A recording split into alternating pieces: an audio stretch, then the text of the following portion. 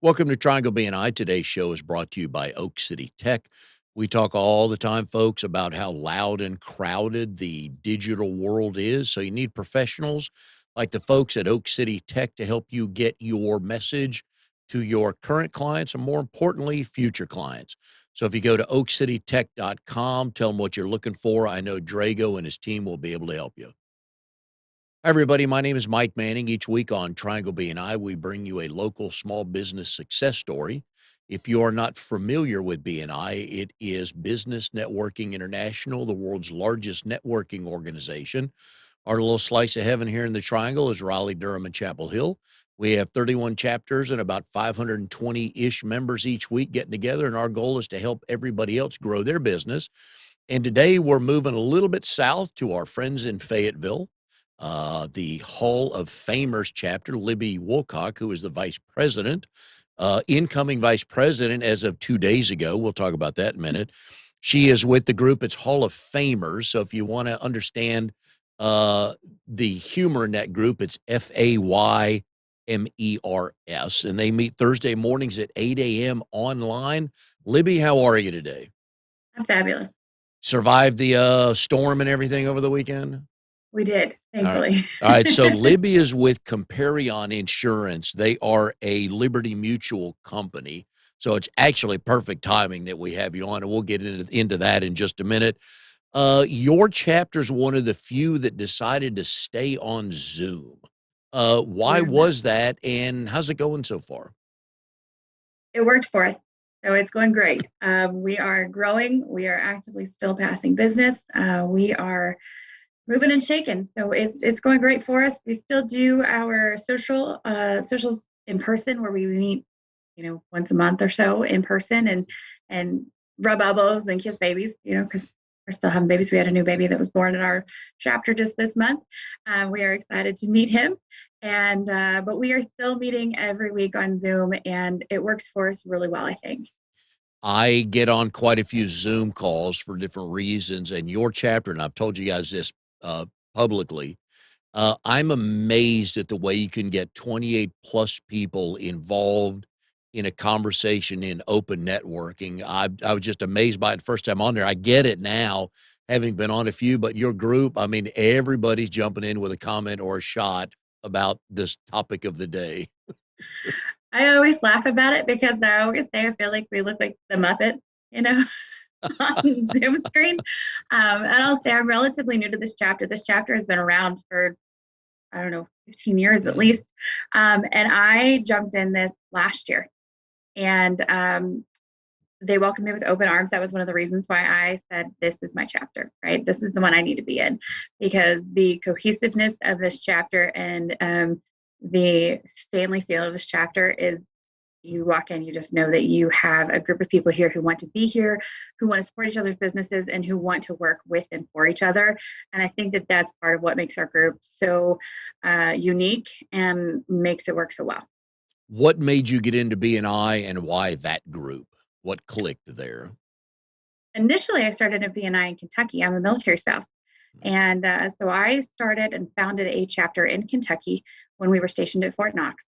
And I saw the value there of building these chapters out and seeing the referrals. I saw a lot of business that was grown there. And so when we got orders to come to Fort Bragg, I said, I need to find a BNI chapter. And so I started looking, and it just so happened that here in Fayetteville, this seat was open. And so it was the second one that I visited, and I said, this is it. It was that open networking like you're talking about. That I said, this is it for me. I need to be part of this chapter. And so I immediately put in my application. I was like, gosh, I hope the fact that I don't know anybody in Fayetteville, I know like 2 souls in Fayetteville, does not deter them from accepting my application. But I think that they saw, this girl's been in insurance for a real long time, and she's going to start knocking on some doors, and she just needs a network to start passing business. And they accepted me. My wife is an Air Force brat. So her mother is a military wife, and her sister is a military wife. Her husband was a C5 nav. And it's an interesting life because what does your husband do in the military? My husband works in special ops. Okay. So gone a lot? Yeah. Okay. You could say that. Okay, good. All right. It's interesting that you're always on call, and what I learned is you gotta be pretty organized, especially when you throw family into it, and kinda almost be ready to move whenever they say, "Hey, you're moving." We got 21 days from, hey, you're going to this place to be there this time. Last time it was 10. Okay. So Do you are right on the money Oh, there. yeah. Logistics, you better be good at, and you better be good at, "All right, that's what's happening today."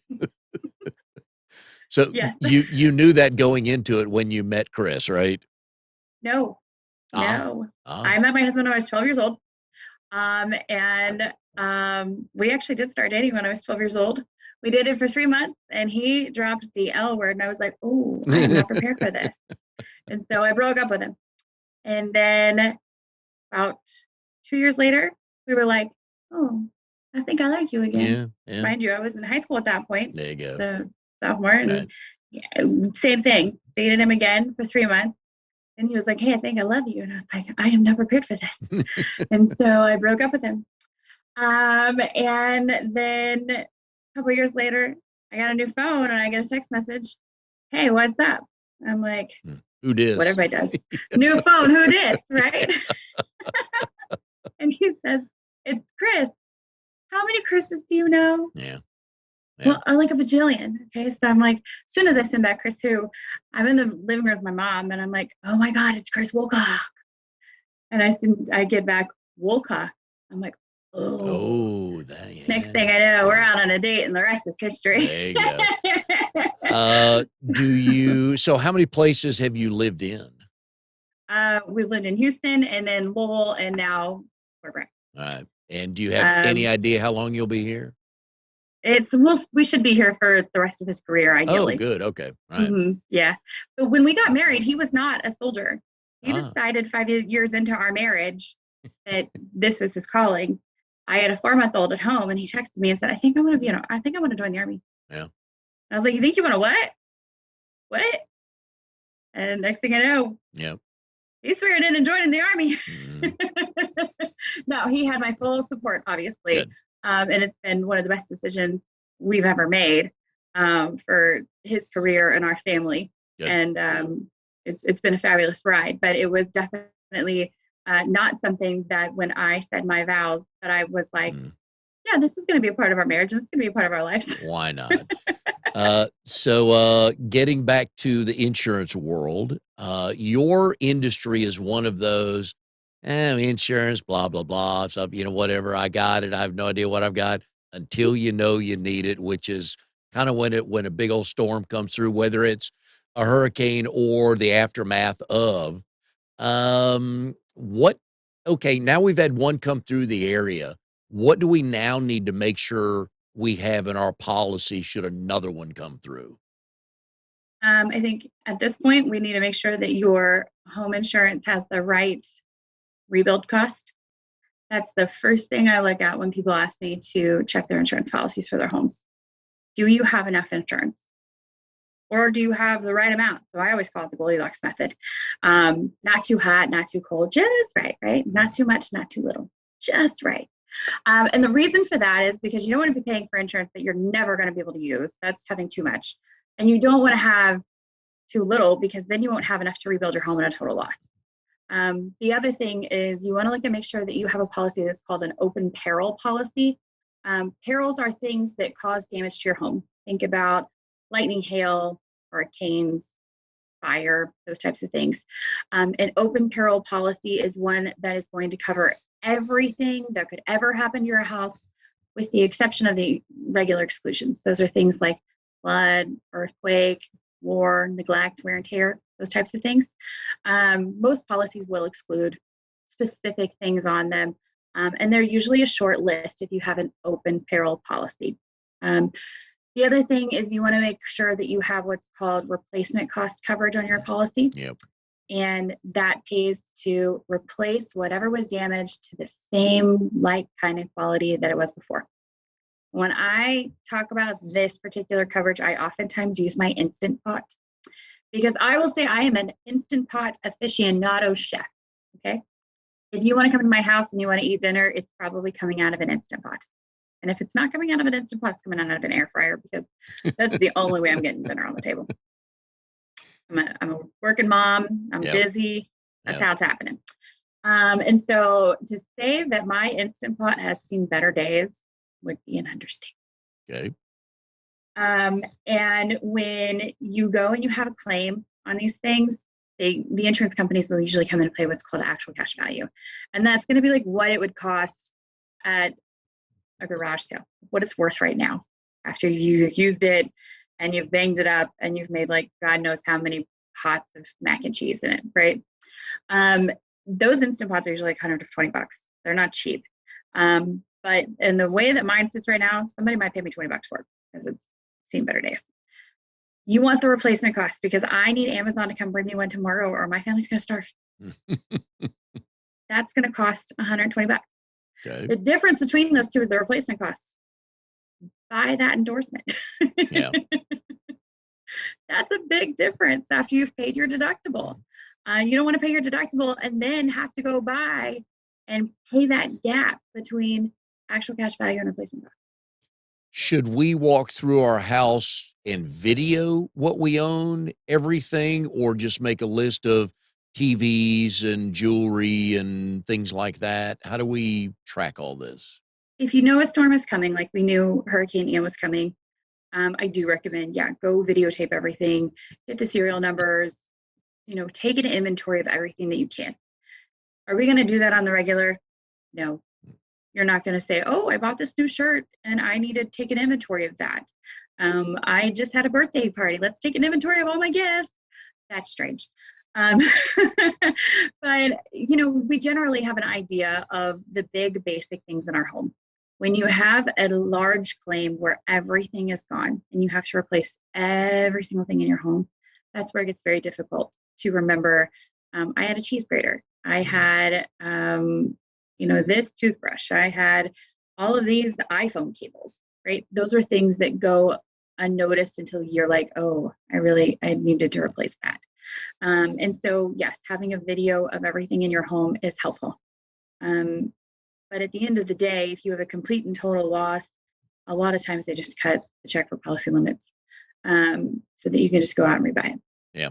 And I think where we all get into trouble, of course, I won't confirm or deny if I fall into this category, is what's boxed up in our garage and what's boxed up in our attic. And Yep. couldn't tell you 3/4 of the boxes. It's labeled, but I couldn't tell you exactly what's in there. A lot of things also people don't consider is stuff that's in storage off site. You may or may not have coverage for that depending on your policy. So that's another thing to bring up with your agent. Okay. Yeah. That's policy dependent. Wow. And then rebuild if you bought the house at 300,000 7 years ago and it's worth 415 today, if you buy the right policy, do you get reimbursed at 415 or 300? Depends. That would be the replacement cost value, right? And it depends on what the house is worth. Are you talking? A lot of people, when they buy their house, they bought with land, right? We don't insure the land. Right. That land is going to be there regardless of whether, Auntie Em takes the house away. So a lot of people will say, oh, well, my house is worth $415,000. Well, the real estate that you bought was worth $415,000, but that also included the land with it. So you also have to think about those things. So when I sit and I counsel with my clients, I look totally just at the structures on the house. The personal property inside of it, which is stuff, that is a formula that follows how much the structures are worth. So all of that is totally dependent on what the structure is worth.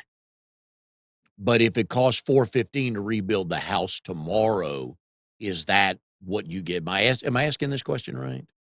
Are you asking, does the policy change automatically based on rebuild cost? But yeah, or an appraisal cost. Yeah, I guess I am. It depends. Only what the policy pays out is what's on the policy. So that's why it's important to stay in touch with your insurance agent.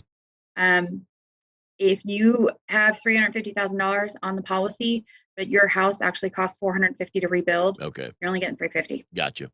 So annually check in with your agent? I tell my clients every other year. Okay. Yeah, because it doesn't normally change every year. The other thing is people have life changes, right? Yes. Oh, yeah. Not only does the cost of goods and services change, but I just did a major renovation on my kitchen. Some Mm. people do that, every other year. Some people may redo their kitchen 1 year and their bathrooms 2 years after that. So those types of things do impact the rebuild cost on your home. The other thing is you may have a new job, you Yep. may have more wealth, you may have other things that impact the way that your homeowner's insurance needs to protect you in liability situations. All of those things are things that you need to speak to your insurance agent about, because it's not just how do we rebuild your home, it's how do we protect all of the assets that you've accumulated. Yeah, and I think we all fall into the category of, "Oh, I didn't tell you that we redid our kitchen, did I, Libby?" Yeah. Oh, I So, didn't tell you we got that trampoline. Oh, I didn't tell you we got the puppy. Oh, we got a my pool too. my favorite, and I've heard this story before from other insurance agents, my favorite is, "Oh, yeah, we sold that car 9 months ago." Yeah, I have had, oh, we sold that house a year and a half ago. And you're like, Oh. oh, That's okay, yeah, so that's kinda something. cool. You have a question, Amnon? Yeah. Two things. First of all, I want to go back to what Mike asked you. So, what is "quote unquote" replacement cost if the policy says 350, but the house now to rebuild is 450? So, why would they only pay 350 if it's replacement cost? Because you're only insured up to the 350,000 limit. So Okay, there's a limit of insurance. so it's not really replacement cost as of today. It's whatever Yeah. the top of the policy. Okay. Now, Mm. what happens in a case like ours, like with that storm? You have your car parked in the driveway and a tree falls on it, and the car is not new, so you don't have full coverage on it. Does homeowners take care of that? No. No, no. And the tree's another thing we'll come back to, but the car itself would be covered under comprehensive coverage if it were covered. That's another thing. You can carry comprehensive coverage without carrying collision coverage. Oh, okay. Yeah, that's Comprehensive right. coverage is typically very, very inexpensive, Right. particularly on older vehicles. So that would be things that typically happen while the vehicle's not moving. So things like lightning, theft, vandalism, hail, trees falling. The only thing I think that happens to the vehicle while it's moving is if you hit an animal while it's alive. That would be considered comprehensive. Mhm. And I have been told that, and I think I remember this right, that if you see that deer coming across the interstate or across the road, hit the deer, because if you swerve and wreck your car, that's a different conversation. Do I Yeah, I rem mean, and also like more often than not, it's safer just to hit the deer. Yes. Yes. Um, most most driving instructors will tell you just hit the deer. It's safer for you just to hit the deer. Mhm. Sadly, but yes. Mhm. Yeah. And that Interesting. is unfortunate, but at the end of the day, we want to save people. Yeah. You Yeah. know. And so let's go back to the tree. My favorite question is, okay, it's your neighbor's tree that fell on Yeah, your a lot of car. people have that question. My neighbor's tree fell on my house. Are they Yeah. liable? Yeah. Right? There's that conversation. Um, if the tree was healthy, most of the time people will say it's just your insurance. Like if the tree was healthy and it was lightning, hail, Yeah. wind, your insurance is going to handle it on your property. If the tree was not healthy, and you've like had the conversation that the tree needs to be removed and they've been negligent and not removed it, there's a lot to prove there that you could sue them. That then potentially, but that's a very, very heavy burden to Mm. prove. And costly. Mm-hmm. Yeah. Yeah. Uh, Very heavy burden to prove. yeah. The other thing I've learned from insurance agents, and this is for everybody watching today, when was the last time you heard from your insurance agent as we grade what makes a good insurance agent? Yeah. And I will say that is a difficult conversation to have because as insurance agencies become larger and larger, it's more difficult to have those conversations. The other thing is that a lot of times people don't want to be bothered when Yeah. their insurance policies are fine. Yep. Right. So a lot of times it's just an email where we say like, hey, thanks for your business. We're renewing your policies.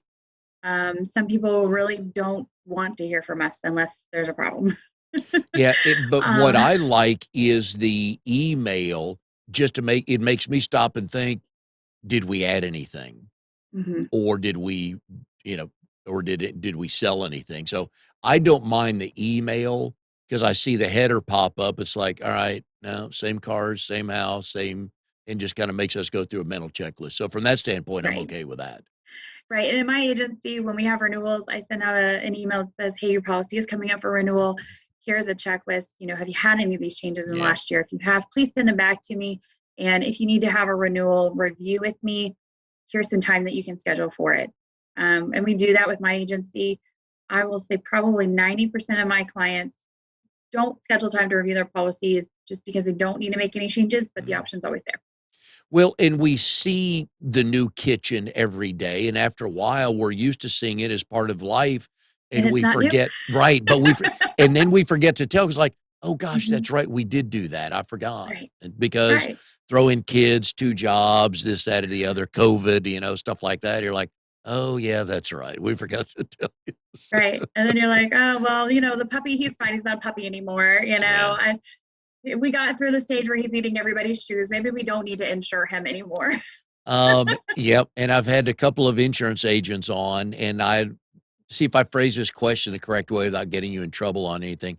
What is the most unusual request you've had to insure something? Huh.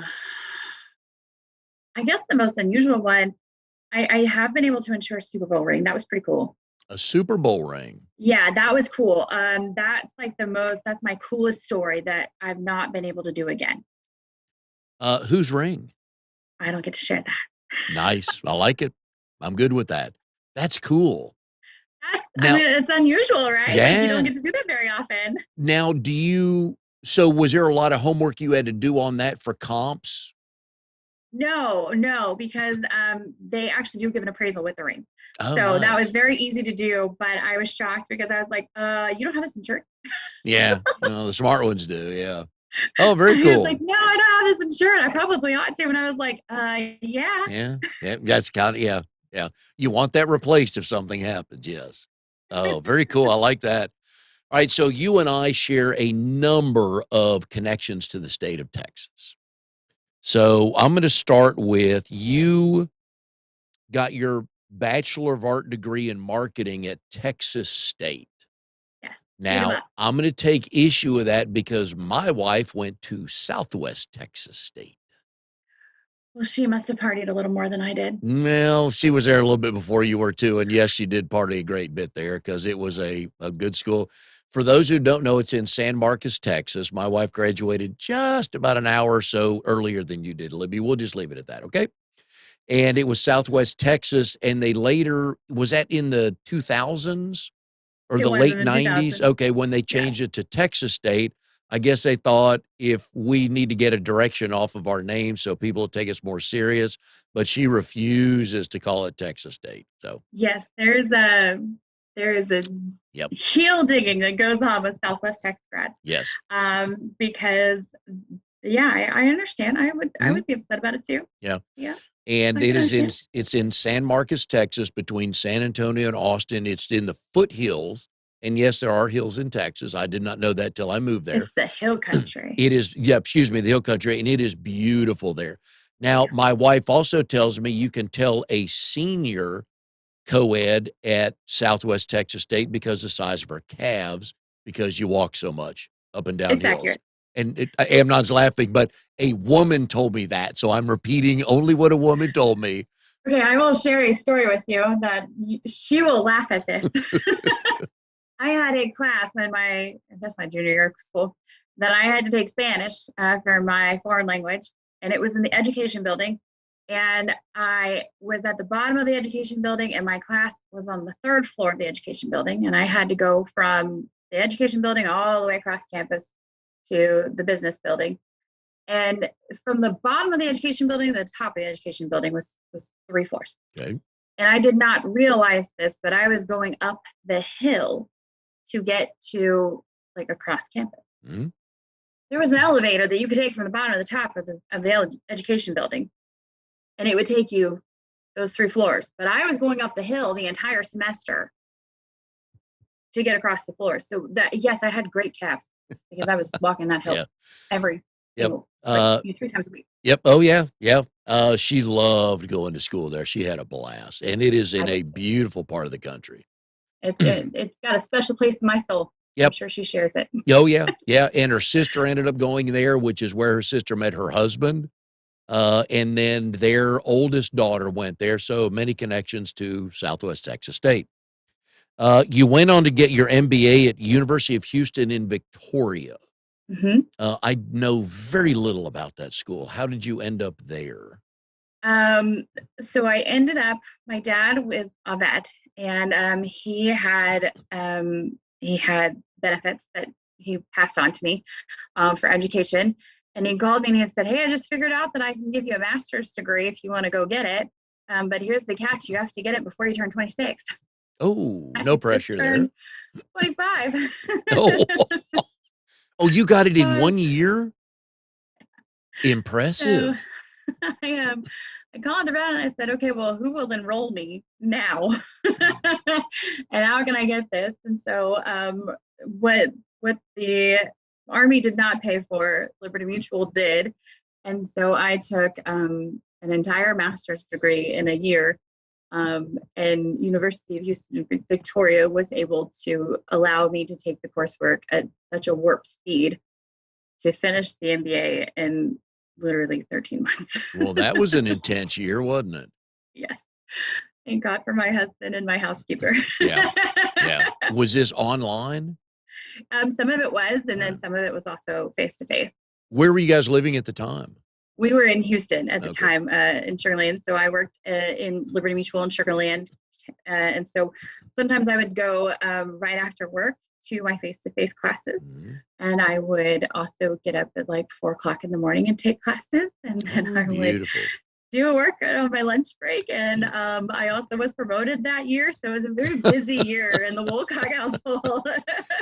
Now, if the notes I found on you are correct, you really went to college to be able to work in the music industry. I did. Okay, I did. So what was your grand plan? I went to school actually at Texas State so that I could work in Texas country promoting like Texas country music. Mm. And I was pulled aside by my college mentor, and she said, "I don't know if you know this, but you're a salesman. You're a salesperson." And I was like, "What?" Yeah. And she was like, "Yeah." And she said, "If you want to do sales, I will teach you everything you need to know. And you can go to every concert you ever thought of." She said, "Or you can go promote music." Like, okay. The next thing I knew, I was in her sales program, and she did teach me everything I needed to know and then some. And I really did find out that I really did love doing sales. And Liberty Mutual was one of the companies that partnered with Texas State sales program. And it came down to Coca-Cola and Liberty Mutual. And I realized, no, I think Liberty Mutual and insurance is really what I want to do. And along the way, I have truly fallen in love with insurance, which sounds very strange, I know, to people who are not in insurance. Because I know to many people, insurance sounds like plucking their eyeballs out would be better. Yes. I realized that, which is why it takes all kinds of kinds. And you can call me and I will handle it because I'm total insurance.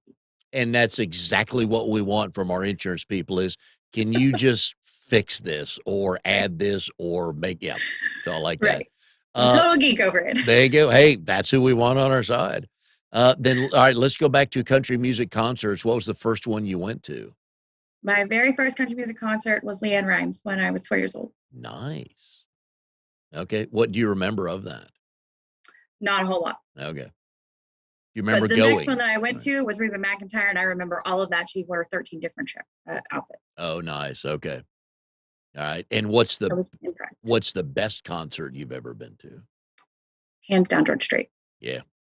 Yep. Second to that, Garth. Okay. All right. I like that. Who haven't you seen live? We actually just talked about this weekend. I want to go see Dolly Parton. Is she still performing? She is, but only in like the UK. Well, so, okay, folks, here's our mission today. We need to send some referrals to Libby to get some new clients to pay for a trip to the UK to go to a Dolly concert. So we're Yeah. all on the hook I for need to that go back to today. Europe to go see Dolly. I like that. Do I had to go to you, Boston to see George, so why not Europe to see Dolly? why not? Do you think you missed out on anything by not being a country music promoter? No, I Okay. don't. I No. don't. But would have been cool, but you've been to a fair number of concerts, yes. Yeah. The other connection we have is Sugarland. So again, let's think before you were born, okay? So we moved there in 89. We lived there 89 to 93. And our youngest son was born in Fort Bend Community Hospital. And I worked for what was then Home Sports Entertainment, which is now Fox Sports Southwest. And a couple things from Houston. One is, so we moved away in 93, so that's 29, 30 years ago, right? I You still, missed the ice storm of 94. well, yes, I did. But I've still have not experienced Houston hot since I've left Houston because it's brutal there, the heat. And I miss the food. Oh, yeah. And I see on, and I was thinking over the weekends, like, can I find out where in Sugar Land we lived? I'm like, it's not going to matter. So, because I won't know where you live because I don't remember the town much. But I did see where you worked at Papacito's. Mm-hmm. And for folks, if you've never been to Texas and you really want good food, Papacito's, it's the Papa family, Papas or Papa family. Mm-hmm. And my wife loved Papa Do's, and I Mm-hmm. love Papacitos, and you couldn't go wrong with either. Nope. So They have what a was whole slew of restaurants there. so was that was that a high school job for you? High school and college. I Nice. started there when I was 17. Yeah. And I worked all the way until I started working for Liberty Mutual. Those are really the only two jobs I've ever had. Really? Mhm. Nice. Mhm. Then how did you guys move to Sugar Land? My dad started working for a dealership there. That it was Bill Hurd when we moved there, and now Classic Chevy. And so we moved there when I was, gosh, probably 3 or 4. Right. And so I really grew up in and around Sugar Land. And I went to Austin High School there in Sugar Land. They say the sweetest girls in the world are from Sugar Land, so There I you guess go. I'm born and bred. Yeah. And yeah, but it was a great town just to grow up in, right? Very diverse, very Yes. beautiful city.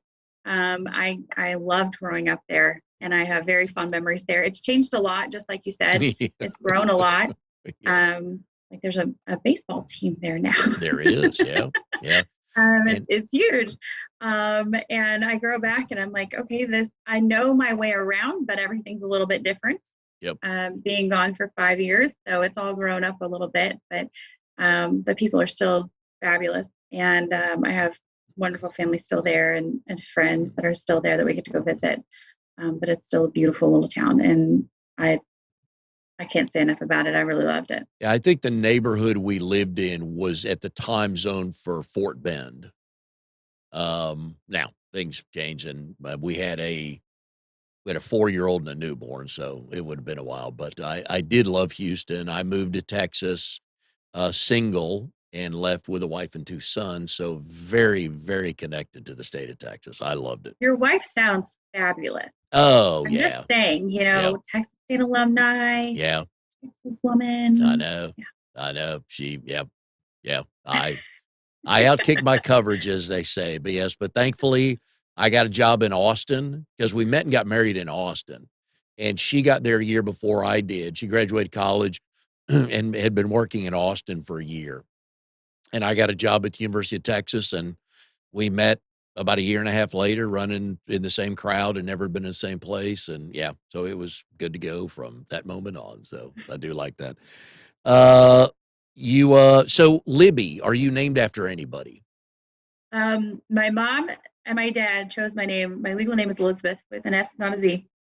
So it's misspelled all the time. Yes. And they chose that name because it means gift from God. And my parents had a difficult time having children. I have an older brother who unfortunately was stillborn. Oh. And so they were very grateful just to have one child and have me be healthy. And and it was a difficult pregnancy for my mom. She had preeclampsia and among other things. And so I was born 6 weeks early as well. And so they named me Elizabeth, gift from God, and that stuck. So back to country music, I was 12 years old when we went to Nashville for the first time for me to sing. And they were trying to get my brand ready. And I was on Music Row, and they said, Elizabeth is too long. Yep. And my maiden name is Williams. And they said, we got to keep Williams so that, we got to keep Williams. It's a good last name in this town. But they said, Beth is too short. And Lizzie McGuire was really popular at the time. So they could not keep that as a shortened stage name. And so they said, what about Libby? Libby sounds good. Libby sounds great on stage. So we'll just call you Libby Williams.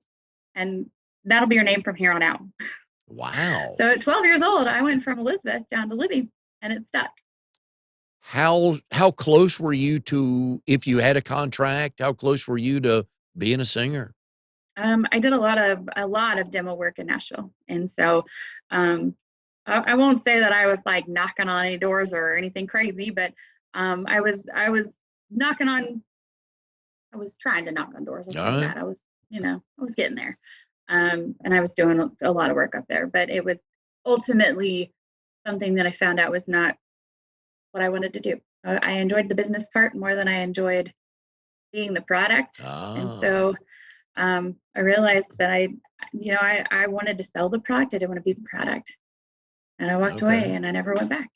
That's probably the roots of you being a salesperson, right? Mm-hmm. Yeah.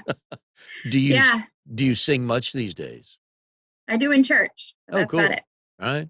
And that's good that you get your fix doing that? Mm-hmm. Okay. Yeah. I mean, it's what I was made for, to sing in church, and that's what I use my voice for.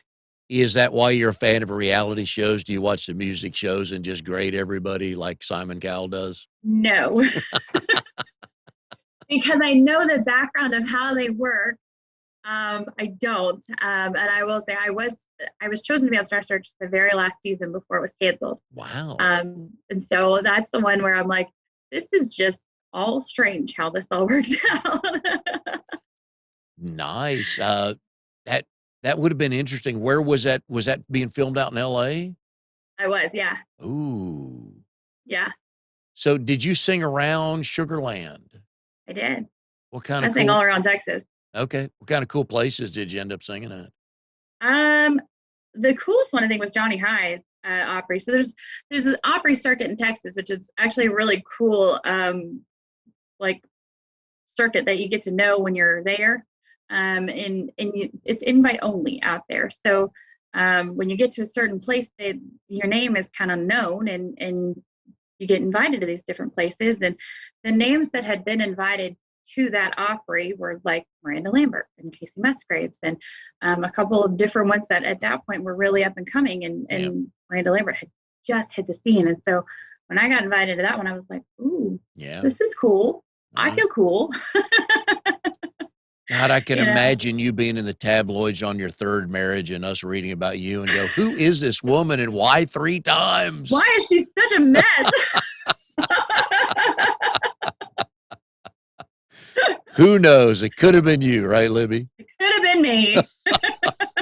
Chris is glad it didn't happen, but I'm sure glad it didn't happen. Yeah, it's funny that you say you would rather sell the product than be the product, because usually it's people who have a passion and they want to turn it into a business, find out the passion goes away pretty fast. Yeah. It is interesting that I loved music. Don't get me wrong. I still do love music, but finding out though that I was not the one that I needed my face on the side of the 18-wheeler, and I didn't need my face on the albums and all those things. It was a lot of stress that I just was not prepared for at that age. And I don't think I ever would have been prepared for that, frankly. Yeah. But now even in my business, like I brand my agency. And I love that this agency has, Comparion and has my name attached to it. And I love the work that I've done to have people say, no, you want to go to Libby. Libby's the one who can build these policies for you, because I've worked really hard to know all the knowledge that I have and have the experience that I have and have all the letters behind my name, right? And I do like that. I love what I do, and there's not any pressure on me though to keep this afloat though, because it's all been done organically. Nice. And I've learned along the way how to build this business and how to really serve my clients, I think. And luckily, my clients have really learned that I'm here to serve them.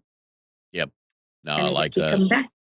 All right, let's put a little bow on you and Chris here, because we got to it a little bit earlier than I normally get to it, because I always ask people, and I think you pretty much answered it.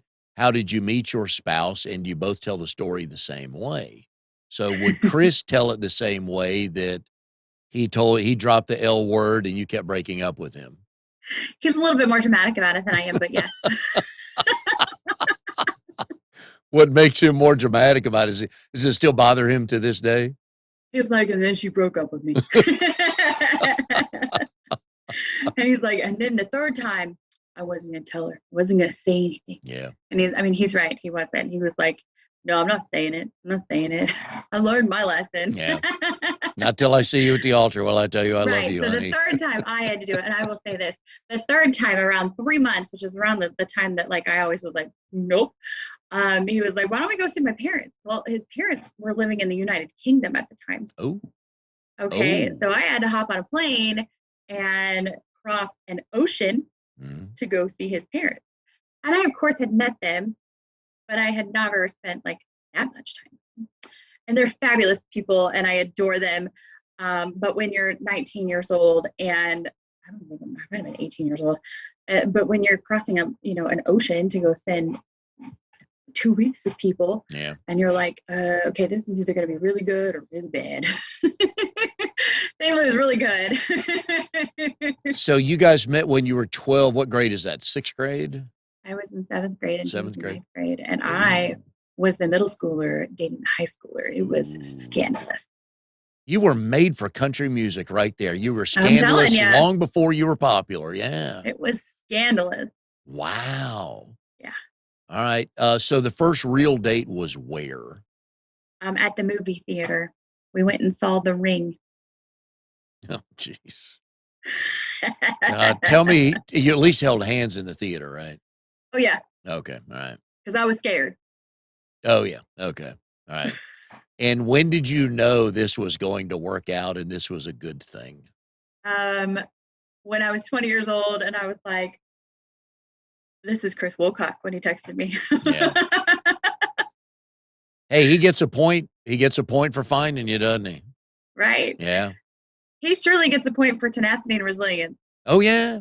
Yeah, we guys, when we find somebody we want to hang out with, we will do things to do that, to make that happen. Yeah. Yeah. All right. Well, good for Chris. And thank God for it. Yeah. Otherwise, who knows what schmuck you'd be married to right now? Would you and I even be talking? I wouldn't be married. I'll just say that. I wouldn't be married. I like that. I like that. So, all right, folks, if this storm did not get your attention for your home and auto insurance, it should. So reach out to your agent. If you're not happy with what you hear or you don't have an agent, please reach out to Libby. We have put her number on the screen here throughout the show. So give her a buzz. Even if you've already got a policy, she'll answer your questions. That much I know, and we'll help you out. And it's just you want somebody to look at it. Or first of all, make sure you look at it. First of all, find it. It's sure it's saved in a file somewhere, somehow, but you might want to pull that out and look at it.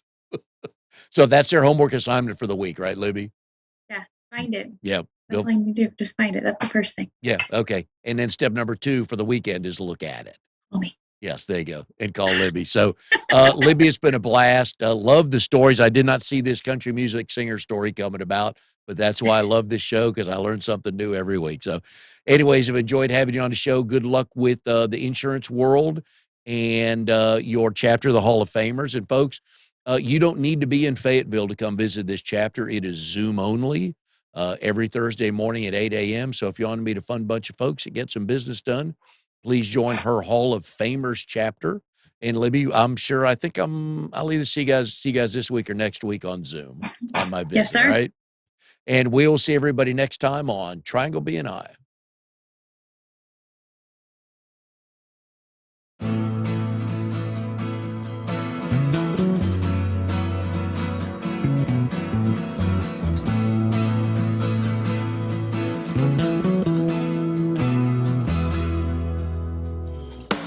You are tuned to the Nissan Communications Network. If you tuned in too late, you can always watch each program in its entirety or download an MP3 audio file of it in the archives section at nissancommunications.com. Don't forget to subscribe to our YouTube channel, follow us on Twitter, and like us on Facebook. Sponsored by StreamingGear.com, Carolina Apparel, and DeltaForce.net.